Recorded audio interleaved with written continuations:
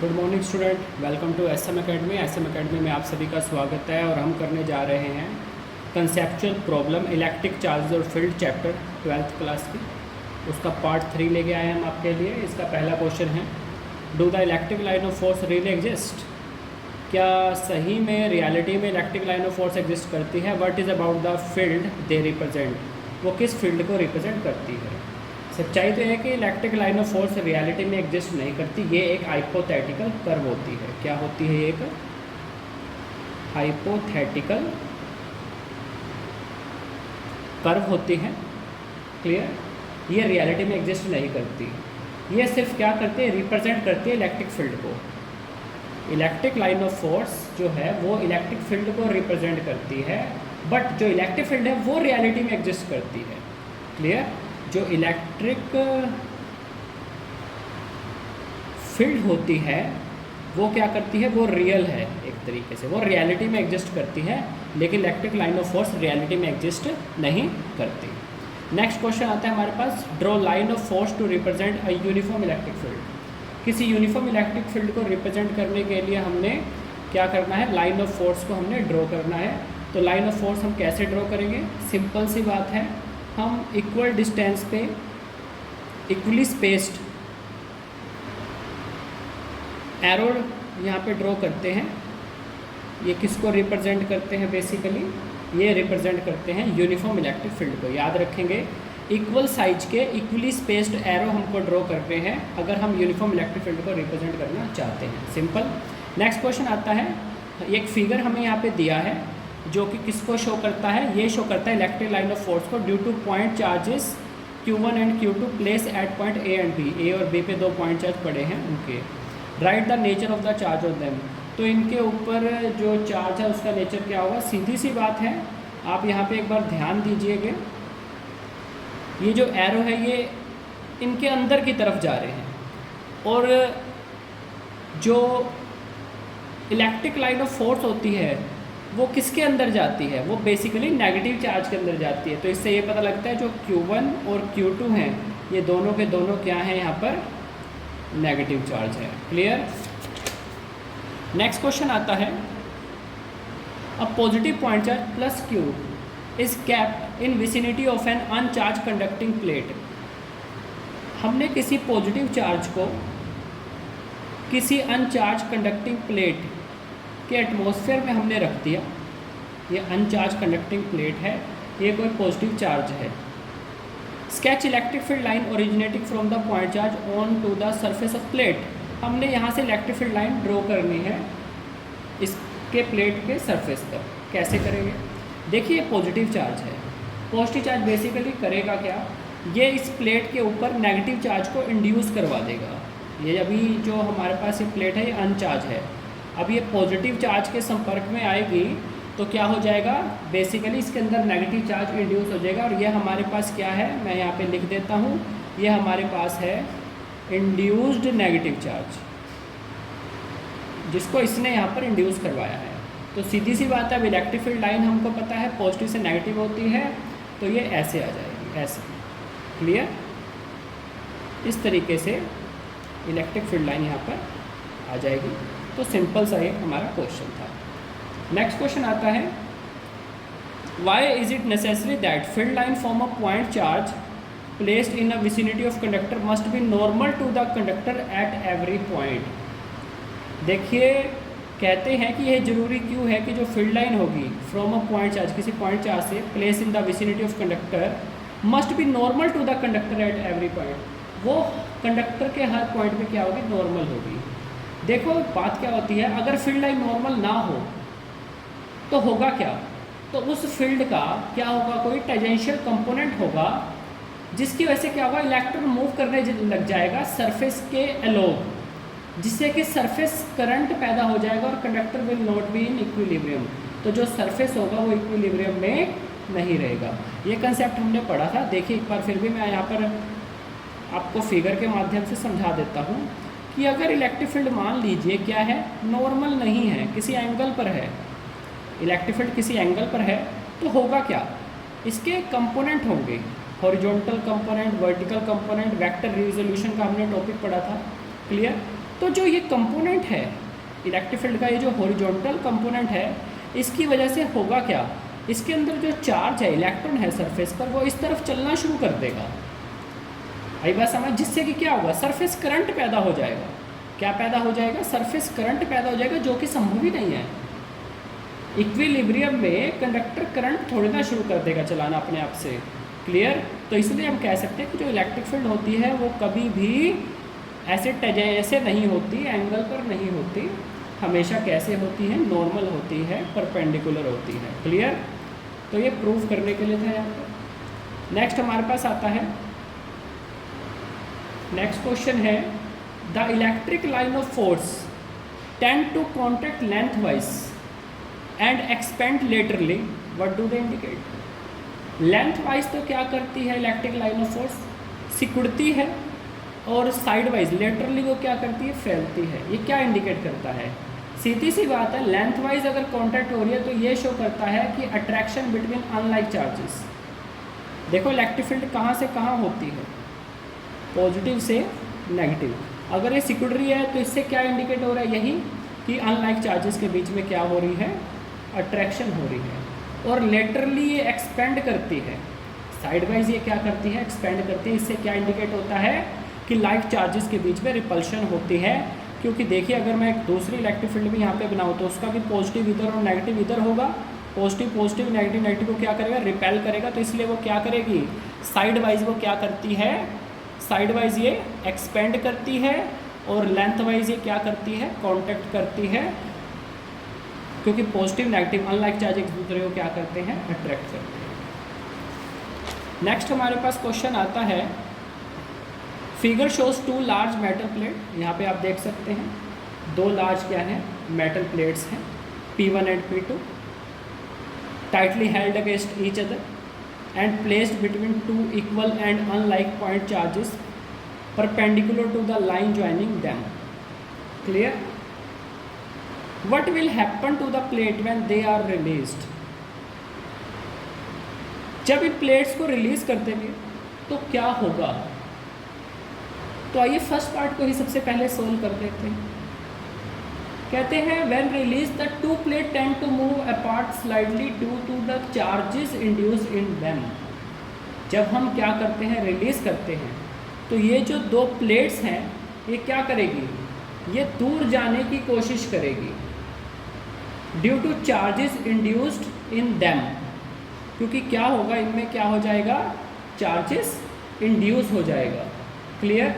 इसीलिए देखो क्वेश्चन क्या था, दो लार्ज मेटल प्लेट है tightly held against each other, इनको क्या किया है, हेल्ड किया है टाइटली एक दूसरे के साथ, और इनको दो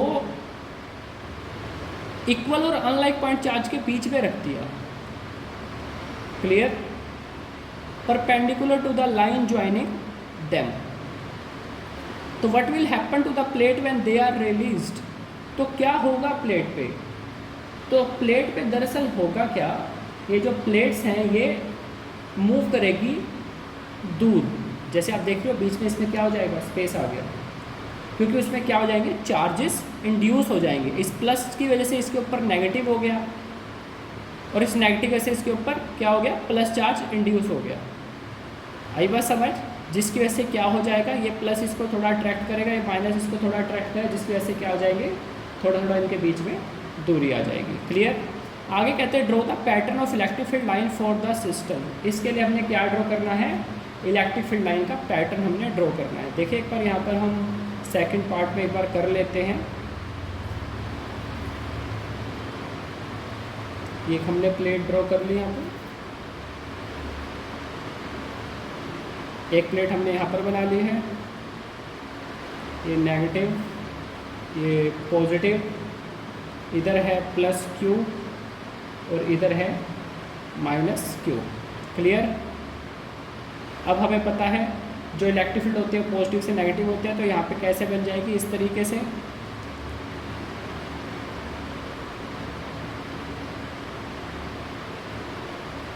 इस प्रकार से ऐसे बन जाएगी, और यहाँ पर वही सेम रूल, पॉजिटिव से नेगेटिव, तो इस तरीके से यहाँ पर भी ऐसे आ जाएगी। क्लियर? बेसिकली रूल तो यही है, पॉजिटिव से नेगेटिव बढ़ती है। नेक्स्ट हमारे पास क्वेश्चन आता है in the electric field shown in figure, ये हमें फिगर में दिखा रखी है। The electric field line on the left have twice the separation as that between those on the right. इसमें जो सेपरेशन है वो दुगना है किसके मुकाबले, जो राइट में यहाँ पर स्पेस है, as that between those on the right if the magnitude of the field at point A is, इस ए पॉइंट पर जो वैल्यू है वो हमें दे रखी है कितनी, फील्ड 40 न्यूटन पर coulomb. Calculate the force experience by a proton place at point A point पे अगर हम कोई प्रोटॉन रखते हैं उसको कितना फोर्स लगेगा। Also find the magnitude of electric field at point B, इस बी पॉइंट पे इलेक्ट्रिक फील्ड की क्या वैल्यू होगी ये भी हमें निकालना है। देखिए इलेक्ट्रिक फील्ड के अंदर जब भी हम किसी चार्ज को रखते हैं तो उसको कितना फोर्स लगता है, उसका फॉर्मूला होता है क्यू। इलेक्ट्रिक फील्ड ए पॉइंट की बात हो रही थी इसमें हमने ऐसे दे दिया, क्लियर? अब हमने यहाँ पर किसको रखा था ए पॉइंट पर, एक प्रोटॉन को। प्रोटॉन पे कितना चार्ज होता है 1.6 इंटू 10⁻⁻19 कूलम, इंटू में इलेक्ट्रिक फील्ड यहाँ पर हमें बता रखी है कितनी है 40 है। इसको जब हम सोल्व करते हैं तो हमारे पास आता है 6.4 इंटू 10⁻18 न्यूटन। तो ये हमारे पास यहाँ पर क्या हुआ है, अपना हमें पता लग गया कितना फोर्स लगेगा उसको। आगे इन्होंने पूछा गया था, आगे इन्होंने कहा था find the magnitude of electric field at point B, B point पे क्या होगी, अभी इन्होंने बताया हमें क्वेश्चन में जो बी पॉइंट पे इलेक्ट्रिक फील्ड होगी वो क्या होगी, हाफ होगी जो ए पॉइंट पे, क्योंकि वो ट्वाइस थी तो इसलिए। तो यहाँ पर हम इसको सोल्व करते हैं तो हमारे पास आते हैं 20 न्यूटन पर कूलम। तो इस तरीके से हमारे पास वैल्यू आती है। ओके, लास्ट हमारे पास इसके बाद आता है question 9th question. A point charge placed at any point on the axis of an electric dipole at some large distance experiences a force F। कोई पॉइंट चार्ज है जिसको हमने रखा है किसी पॉइंट पर axis of an electric dipole के, at some large distance experiences a force, उसको फोर्स महसूस होता है। What will be the force acting on the point charge when it distance from the dipole is double. अगर हम distance को double कर देंगे तो फोर्स पे क्या इफेक्ट पड़ेगा। देखो सीधी सी बात है, एक्सेल पॉइंट पर किसी डाइपोल के इलेक्ट्रिक फील्ड जो होती है वो कैसे वेरी करते हैं, inversely proportional of r cube, ये हमने यहाँ पर पढ़ा है, क्लियर? या हम कह सकते हैं F by q is equal to 1/r³, यानी कि F is inversely proportional to r³। अब सीधी सी बात है, जब आप इसको डबल कर दोगे, डिस्टेंस डबल हो जाएगा तो फोर्स कितना हो जाएगा, फोर्स बेसिकली कितना हो जाएगा F/8, जो शुरू में फोर्स था उसका 1/8 हो जाएगा, क्योंकि इन्वर्सली प्रोपोर्शनल है। यहाँ पे ध्यान देने वाली बात है कि जो सीधी सी बात है, जो फोर्स है वो क्या है r³ इन्वर्सली प्रोपोर्शनल है। अब जब हम इसको क्या कर देंगे, डिस्टेंस को डबल यानी 2r कर देंगे तो कितना आ जाएगा 8r³ आ जाएगा, तो 1/8। तो इनिशियल फोर्स का वैल्यू कितना हो जाएगा F/8 हो जाएगा, क्लियर? तो इस तरीके से हमने सबसे पहले इलेक्ट्रिक फील्ड का हमें पता है रिलेशन, E के अंदर F/Q रखा तो ये फॉर्मूला आ गया। अब F का रिलेशन साफ पता लग रहा है, किसके इन्वर्सली प्रोपोर्शनल है r³ के, तो सीधी सी बात है वहाँ से हमारे पास रिजल्ट आ गया कि क्या हो जाएगा, वो 1/8 हो जाएगा फोर्स का, क्लियर? नेक्स्ट हमारे पास क्वेश्चन आता है as shown in figure a thin spherical shell carries a charge Q on its surface. एक स्फेरिकल सरफेस है, इस पर Q चार्ज है। A point charge Q/2 is place at its centre, centre पर एक पॉइंट चार्ज Q/2 रखती है ऊपर, and another charge 2Q place outside, एक बाहर हमने 2Q चार्ज रख दिया। If all the charges are positive, अगर सभी के सभी चार्ज क्या हैं पॉजिटिव हैं, what will be the force on the charge at the centre. तो जो सेंटर पे चार्ज है उसको कितना फोर्स लगेगा। देखो सीधी सी बात है, इसको कोई फोर्स नहीं लगेगा। देखो कैसे कंसेप्ट है, बिल्कुल डायरेक्ट, इतना लंबा क्वेश्चन बताकर किस तरीके से पूछा गया है। क्यों? क्योंकि electric field inside the spherical shell is 0। याद रखेंगे, जो इलेक्ट्रिक फील्ड है inside the spherical shell is 0, वो 0 होती है। सीधी सी बात है। नेक्स्ट देखिए आगे, नेक्स्ट क्वेश्चन है what is the number of electric line of force that radiate outward from 1 coulomb of charge in vacuum. 1 coulomb charge से हमें चार्ज दिया 1 कूलम, कहते हैं कितने number of electric line of force pass होगी।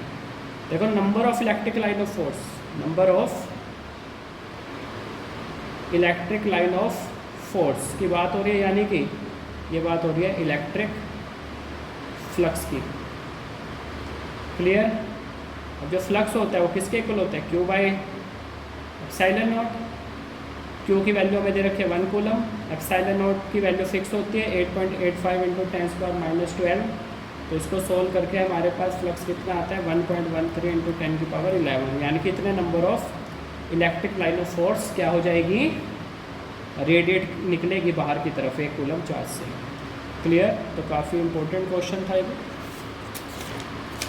Next हमारे पास question आता है कंसीडर द सिचुएशन, हमें फिगर में दिखा रखे what are the sign of Q1 and Q2। Q1 और Q2 का साइन क्या होगा, if the lines are drawn in proportion to the charge what is the ratio Q1 by Q2।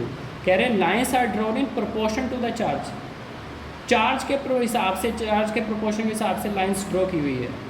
तो Q1 by Q2 का ratio क्या होगा। एक तो सबसे पहली बात हम देख रहे हैं यहाँ पर चार्ज बताना है,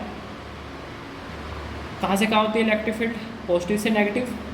अब आप देख रहे हो Q2 से इलेक्ट्रिक फील्ड सारी बाहर निकल रही है, यानी कि ये अपना जो Q2 है वो तो क्या है पॉजिटिव है, और Q1 के अंदर आ रही है तो Q1 क्या है मेरा नेगेटिव है। तो बात स्पष्ट सी है यहाँ पर। अब इन्होंने कहा था कि lines are drawn proportion to the charge, तो Q1 बाय Q2 क्या होगा, सीधी सी बात है Q1 से कितनी लाइन निकल रही है 1 2 3 4 5 6 6, और Q2 में कितनी लाइन निकल रही है बाहर 1 2 3 4 5 6 7 8 9 10 11 12 12 और 6 18, 6/18 यानी 1:3। क्लियर। तो ये हमारे पास यहाँ पर आंसर आता है। नेक्स्ट क्वेश्चन आता है हमारे पास an arbitrary surface encloses a dipole. कोई आर्बिट्रेरी सरफेस है वो डायपोल को अपने अंदर एनक्लोज कर लेता है। What is the electric flux through this surface. तो कितना इलेक्ट्रिक फ्लक्स होगा। देखो जो सीधी सी बात है, किसी सरफेस में जब डायपोल आ जाएगा +Q -Q, तो नेट चार्ज तो क्या हो जाएगा, नेट चार्ज तो हो जाएगा 0। टोटल चार्ज होगा और डायपोल का तो 0 होता है। सो गॉस थ्योरम के अकॉर्डिंग जो फ्लक्स होगा, जो फाई होगा वो क्या किसके इक्वल होता है Q1, तो वो भी क्या हो जाएगा 0 हो जाएगा। तो इसलिए इसका आंसर क्या निकल के आता है 0 निकल के आता है। Next question, the force on an electron kept in an electric field in a particular direction is F। चलो जी, इलेक्ट्रिक फील्ड के अंदर क्या किया है, कोई इलेक्ट्रॉन रखा है, उसको फोर्स लग रहा है कितना F। What will be the magnitude and direction of the force experience by proton at the same point in the field. तो प्रोटॉन को क्या लगेगा सीन, प्रोटॉन को जो फोर्स महसूस होगा वो कैसा होगा, mass of the proton this the mass of the electron. जो प्रोटॉन का मास है वो इतने टाइम्स है, 1836 टाइम्स है इलेक्ट्रॉन के मास से। तो देखो सीधी सी बात है, जो प्रोटॉन होता है उस पर चार्ज इक्वल और ऑपोजिट होता है, तो फोर्स तो इक्वल लगेगा। फोर्स कैसा लगेगा, इक्वल। जितना इलेक्ट्रॉन को लग रहा है उतना ही प्रोटॉन को लगेगा, बट फ़र्क क्या होगा, डायरेक्शन का फ़र्क होगा, ऑपोजिट लगेगा, इक्वल एंड अपोजिट फोर्स लगेगा। क्लियर। तो ये हमारा आंसर है, जो फोर्स लगेगा वो इक्वल और अपोजिट लगेगा। सिंपल सी बात है। तो नेक्स्ट क्वेश्चन आता है, फिगर शो 3 चार्जेस हमें दिख रहे हैं, +2Q -Q and +3Q। 2 charges this are enclose with in surface. ये 2 चार्ज तो सरफेस के अंदर हैं। What is the electric flux due to this configuration through the surface S। तो इलेक्ट्रिक फ्लक्स कितना होगा, सीधी सी बात है, फ्लक्स का फॉर्मूला क्या होता है, net charge enclose by the surface, net charge enclosed by the surface S divide by epsilon naught, Gauss theorem, Q by epsilon naught. तो net charge +2Q -Q upon में एप्सिलॉन नॉट, तो ये हमारे पास आता है Q बाय एप्सिलॉन नॉट। तो ये हमारा आंसर आ जाएगा। बाहर चार्ज का कोई लेना देना है नहीं। आगे नेक्स्ट क्वेश्चन आता है, Two charges of magnitude -2q and +q are placed at point this and this respectively. What is the electric flux due to these charges through a sphere of radius 3a? कोई sphere है जिसका radius है with it centre at the origin, तो कितना flux होगा इन charges की वजह से? देखिए बात सीधी सी है। दरअसल होगा क्या, दो चार्ज है -2q और +q are located at point, कहाँ पर लोकेटेड है ये? A0 और 4a0 पर। Clear? What is the flux due to these charges through a sphere of radius? कोई स्फीयर है जिसका रेडियस, एक बार आप ध्यान दीजिए यहाँ पर,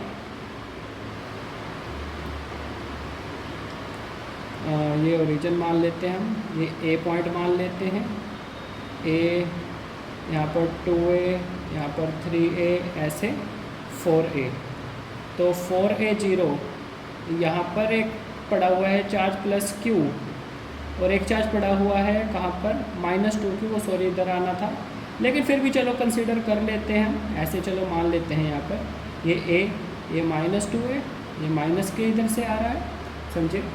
तो अब ये कहते हैं कि जो स्फीयर है उसका रेडियस कितना है? 3a, मतलब कि ये 3a के जाएगा इधर, और ये चार्ज कहाँ पड़ा है? यहाँ पर पड़ा है -2q charge. Clear? -2q charge यहाँ पे पड़ा हुआ है, यानी कि जो +q चार्ज है वो तो स्फीयर से बाहर ही चला गया, +q का चार्ज तो स्फीयर से बाहर ही चला गया। ये जो हम स्फीयर ड्रॉ करेंगे तो इट मीन्स कि जो एनक्लोज हुआ, जो अंदर आया इस सरफेस के, वो तो सिर्फ -2q ही आया, तो इसलिए -2q चार्ज ही होगा उसके अंदर एनक्लोज। तो गॉस थ्योरम के अकॉर्डिंग जो फ्लक्स आएगा वो क्या आएगा? -2q/ε0। याद रखेंगे ये बात, जो फ्लक्स निकल के आएगा वो -2q आएगा, +q तो उस सरफेस से बाहर ही चला गया, गॉसियन सरफेस से एक तरीके से बाहर चला गया, तो उसका तो कोई रोल होगा नहीं उसमें। तो इस तरीके से हमारा ये रिजल्ट आता है। नेक्स्ट हमारे पास क्वेश्चन आता है, an electric dipole free to move, कोई डायपोल है free to move is placed in a uniform electric field, उसको एक यूनिफॉर्म इलेक्ट्रिक फील्ड में रखा है। Explain along with diagram its motion when it is placed parallel to the field और perpendicular to the field. हमने क्या बताना है? डायग्राम के साथ उसका मोशन बताना है, जब हम उसको फील्ड के पैरेलल रखेंगे और जब हम उसको क्या करेंगे? फील्ड के परपेंडिकुलर रखेंगे। अब सीधी सी बात है, एक बार आप फिगर ही बना लेते हैं। ये हमने एक डायपोल ले लिया, ये +q, अपना ये -q, इलेक्ट्रिक फील्ड पैरेलल, ये हमने इलेक्ट्रिक फील्ड ऐसे ले ली, P की डायरेक्शन हमेशा ऐसे ही रहेगी। तो इसको जो फोर्स लगेगा वो कितना लगेगा? +QE, और इसको जो फोर्स लगेगा वो कितना लगेगा? -QE। क्लियर? अब जो लाइन ऑफ एक्शन ऑफ ये जो दो फोर्स का है वो सेम पॉइंट से पास हो रहा है, तो इसलिए जो नेट फोर्स और नेट टॉर्क लगेगा वो 0 लगेगा, so no motion is produced. यानी कि जब डायपोल को हम क्या करते हैं? इलेक्ट्रिक फील्ड के पैरेलल रख देते हैं तो उसको कोई भी फोर्स महसूस नहीं होता। याद रखेंगे, no force no torque. Clear? क्योंकि हमने पैरेलल रखा है। अब अगला केस एक चेक कर लेते हैं यहाँ पर हम। नेक्स्ट केस है -q, ये डायपोल है, इलेक्ट्रिक फील्ड इस बार परपेंडिकुलरली है। अब +q चार्ज को जो फोर्स लगेगा वो कैसा लगेगा? +q चार्ज को फोर्स +QE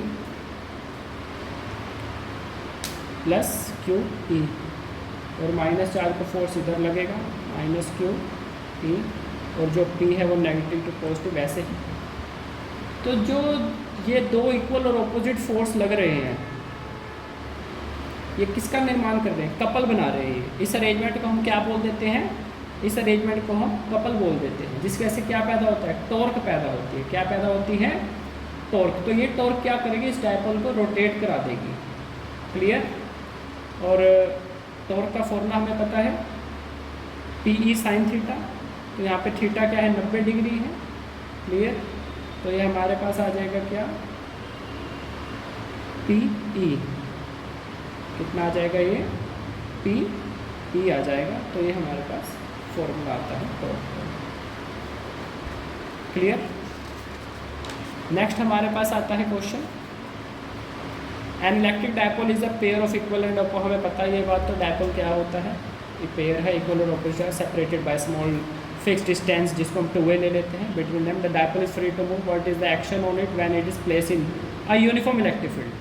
वही एक्शन की बात हो रही है कि जब हम उसको किसी यूनिफॉर्म इलेक्ट्रिक फील्ड में रख देंगे, तो सीधी सी बात है, यूनिफॉर्म इलेक्ट्रिक फील्ड के अंदर जो इलेक्ट्रिक डायपोल है उसको क्या महसूस होता है, उसको दो इक्वल ऑपोजिट और पैरेलल फोर्स लगते हैं उसके दो एंड पर।